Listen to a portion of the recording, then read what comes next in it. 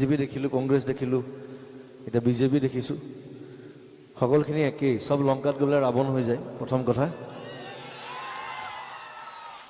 গতিকে সেইটো বস্তু বাৰে বাৰে নহ'ব, বাৰে বাৰে গোটেই জীৱনটো যদি এইটো চাই থাকিবলৈকে জন্ম হৈছোঁ আৰু তেনেহ'লে বেলেগ দেশত গুচি যোৱা ভাল, বেলেগ জেগাত গুচি যোৱা ভাল। গতিকে কিন্তু যাবৰ মন নাই অসম এৰি, প্ৰথম কথা।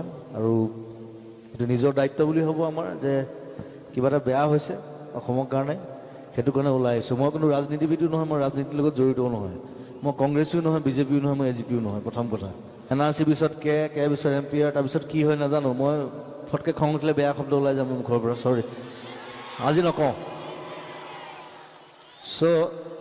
সেই বেয়া শব্দলৈ যোৱাৰ পৰিৱেশটো সৃষ্টি কৰিছে কোনে? এইটো BJPয়ে কৰিছে প্ৰথম কথা। বহুতে মনে মনে ভিতৰত থৈ দিয়ে, ক'বলৈ বেয়া পায়, ষ্টেজত নকয়, মই কৈ দিওঁ।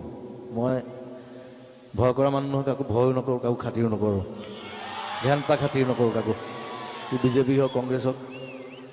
মই গান কৰিম, চিনেমা কৰিম, মোৰ সেইটোৱে কাম। মোৰ যিটো কামৰ কাৰণে পঠাইছে ঈশ্বৰে, মই সেইটো কামেই কৰিম আপোনালোকৰ কাৰণে, মৰালৈকে কৰিম।